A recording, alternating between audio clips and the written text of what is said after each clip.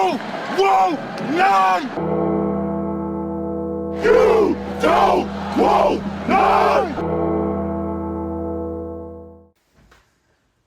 What's going on, Tar Heel Nation? It is your favorite North Carolinian, Russ the Tar Heel.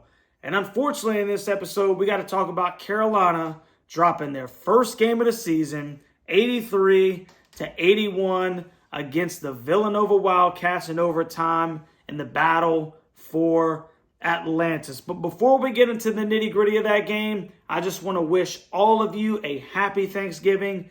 I actually just got back from some friend's house, eat a whole bunch of food, and your boy's tired now. And I got to wake up early, got a long day ahead of me, but I had to get this video out because obviously this was an unfortunate loss. And before we get into all the details, I want to tip my cap to Villanova.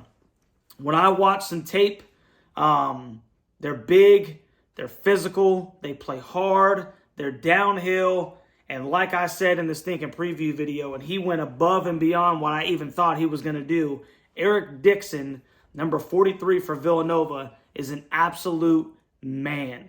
And we'll talk about, some things that I observed in the game that were negative.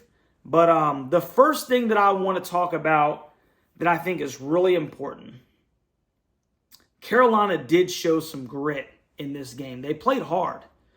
They didn't get back down. They didn't back down. They didn't get pushed around, without, we'll say that they didn't just let it happen, bend over and take it type of thing. They pushed back. And there were multiple opportunities throughout this basketball game where Carolina had an 8-point lead, 9-point lead, and they were this close to blowing the lid off. They were this close to taking Villanova's soul, and they just couldn't get that next basket to blow that lid off. They couldn't get to that double-digit lead, if you will. But Carolina played hard.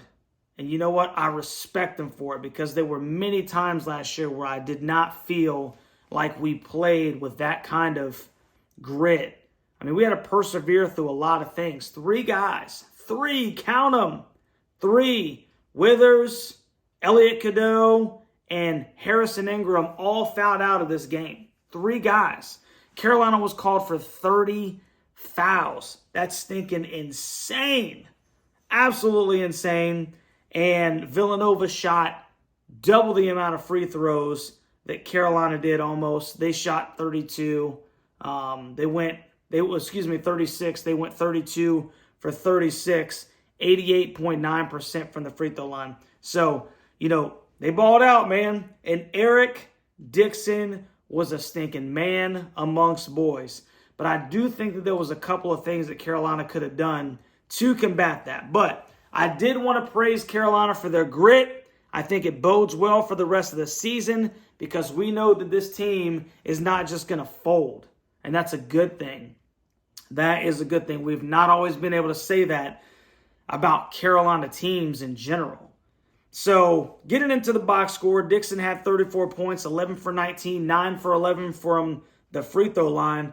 And he also hit, I think, 3 or 4 from the three-point line. So the guy was just unbelievable inside and out. Villanova shot 38.3% from the field compared to Carolina's 43.1% from the field. And Villanova also only shot 22.7% from 3, while Carolina shot 37.5%, which is respectable. Carolina had 4 more turnovers than Villanova did, and they out-rebounded Nova 43-38. So when you look at the box score, you would tend to think that, there's no reason to insinuate that Carolina didn't come out with a W.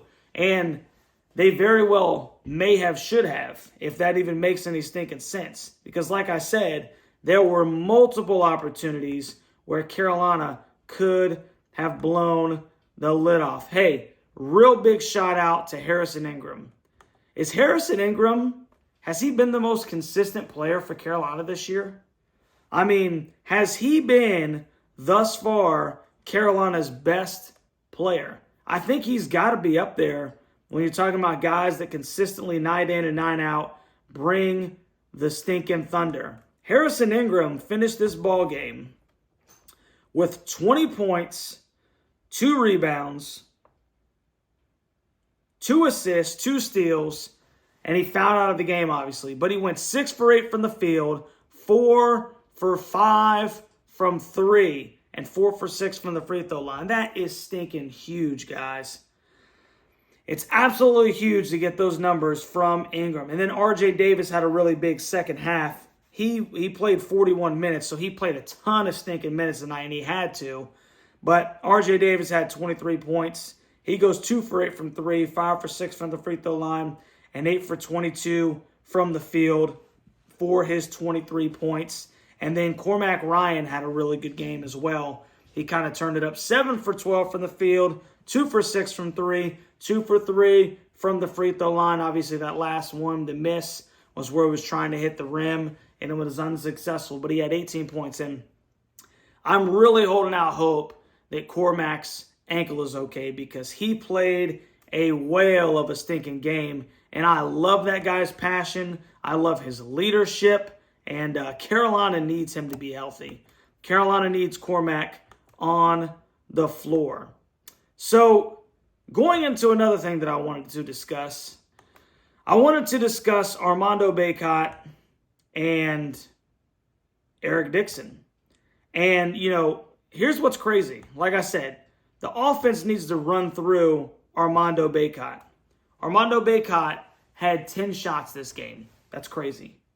Once again, we have got to run the ball through Bacot. Now, I will say this also. Some of that was Bacot's issue in that it really didn't seem like he was, there were a couple of possessions where I watched him not really establish himself down low on the block. He was kind of getting pushed out, rarely or fairly easily. And he's got to be a little bit more assertive down there and demand the basketball and not let people front him and get their body and push him into weird angles. He's got to be a little bit more assertive down there on the block so that we can feed him. Because if we can feed him, that's just going to be, it'll be just that much better for the Carolina offense, especially as he grows and he continues to learn how to kick it back out if he gets the double team down low. But 10 shots for Armando Bacot in a game where you went to overtime, that's not enough, man. It's not enough. And on the flip side of that, there was a real big problem with one of the issues that I had, if you will, was watching Dixon back down Withers, Ingram, Bacot, and just body them under the basket. I mean, we're talking about a 6'8", 6'9" guy that's 255, and he looks all of it. Looks like a linebacker out there. And I just wonder, how many times do you have to watch them ISO him down there and let him back down somebody basically under the basket and get an easy bucket before you start bringing some kind of weak side help? Double team him to where he's got to kick it back out. Because, like we said, Villanova did not shoot very well. They shot 22.7% from 3. And Dixon hit 3 of those. 3 of the 5 made threes were from Dixon. So the rest of the team went 2 for 17 from 3. And we just sat there over and over and watched Dixon ISO whoever was guarding him and just, overpower them until he put him under the bucket and he got an easy 2. And he scored 34 points today. And, I was just a little disappointed that we didn't make a defensive adjustment and make somebody else beat us. Because Dixon had himself a stinking game, son. But it could have maybe been mitigated if we would have just brought some help. And Hubert Davis decided to, for, I would say the majority of the game, to just let his players go one-on-one with him, even though he was dominating everybody one-on-one. So on one side, Armando's not getting enough touches. On the second end, you got this guy who's dominating and you're not making any defensive adjustments. And so I'm a little disappointed that Carolina let that happen. If you take away Dixon, you're really kind of cutting the head off the snake. Do they have some other options? Yeah, because they got big guards. They got big guards, and that was one of the things that I also talked about was how does RJ and Elliot Cadeau handle the bigger guards? And, you even saw a couple times Elliot played a ton of post defense today. Run it back. He was down there on the block a lot tonight. And he drew the guy, Justin Moore, or whoever he was guarding, they drew a lot of fouls on. A lot of his fouls came down on the block, playing post defense, because they said, hey, well, he's a littler guy. Let's post him up. We'll get our bigs outside and we'll post up the little dude with our little dude who's not really a little dude. And so I want to see more adjustments. I like how Hubert is utilizing his bench. I think 11 guys played, maybe 12. I think 11 got minutes though. So fantastic. Really like how we're swapping out the benches and everything. But we've got to be able to make those in-game adjustments, especially on the defensive side of the ball. If somebody's killing us, man, you got to double them. You got to make somebody else think and put the ball in the basket. So I'm going to say this, Tar Heel Nation. This was not a bad loss. I know that it stinks. It's Thanksgiving. It's the first loss of the season. It's Nova. You're thinking about 2016. We got to get them back. Wasn't a bad loss, man. That's a physical team, and you watched your Heels, a newer team together, battle them hard. Do we want to win? Of course we want to win. Am I saying it's okay? I'm not saying it's okay. But that is not a bad loss. It's as good of a loss as you can possibly have, because that is a good Villanova team. It's a good Villanova team, man. And, who knows? 8 out of 10 times we might beat them. They beat us tonight. So you got to tip your cap.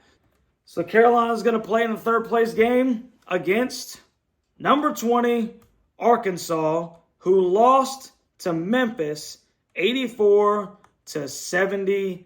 And you know what? We get another chance to play a top 20 team. Arkansas won a double overtime against Stanford, and then they lost to stinking Memphis. So we get an opportunity to play a team with a number beside their name and see what we can do. Now, Arkansas already has 2 losses on the season. They actually lost to UNC Greensboro 78-72 at home, and then they obviously just lost tonight against Memphis. So it'll be Villanova-Memphis in the championship game.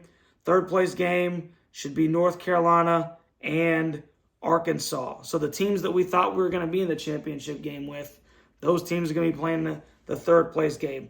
Alcorn State, they beat Alcorn State 93-59. Gardner-Webb 86-68. Old Dominion 86-77. Then they dropped the UNCG game. They beat Stanford by 3 in double overtime. And then they dropped this game to Memphis. So, hey, get a chance to play an SEC team before the ACC-SEC Challenge. And their leading scorer is Tremont Mark, guard. He's averaging 16.6 points per game. Their leading rebounder is Trevon Brazile.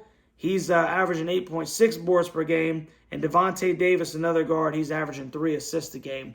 And it's going to be really interesting to see, how Carolina responds. They got beat up, man. That was a physical basketball game. It was a long basketball game, a physical basketball game, and they didn't get it done tonight. So how do they respond?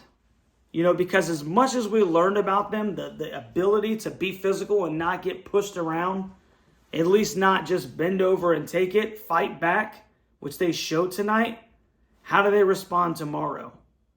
Because this game, that 83-81 loss, that only hurts you if you lose tomorrow. Because when they look at that at the end of the season, that's not going to be a bad L. Not going to be a bad L. And we've got to string together some Q1 wins. So let's handle business tomorrow.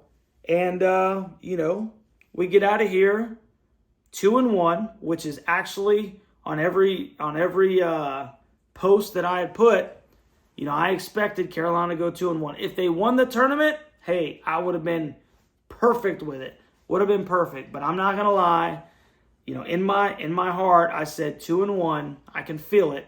2-1, and that's what hopefully Carolina will get done. Hopefully they can beat number 20 Arkansas tomorrow. So hopefully Cormac's healthy. That's huge.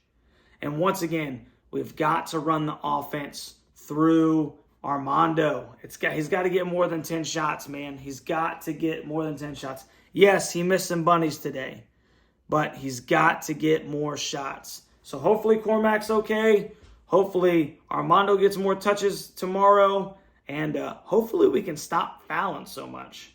30 fouls, and we put them on the free throw line 36 times.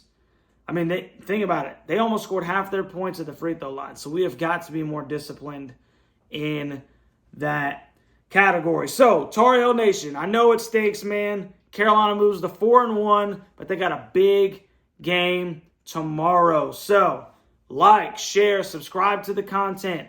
Comment down in the comment section what you think about this basketball game. How upset are you? Are you pissed? Or do you think that this is just kind of something that we could have maybe expected, right? A little bit of growing pains. You know, are you really disappointed in the way that they played? Tell me. I want to know. I want to know what Tar Heel Nation is thinking. And if you haven't already, consider being a member of the Huddle Hooligans. So, look, I'm full of stinking Thanksgiving. I'm full of basketball. Unfortunately, we didn't get the W. I'm about to go get in the shower, and then I'm going to take my butt to bed because I got to be at work early in the morning. So, I love you, Tar Heel Nation, and we will catch you on the next one, baby.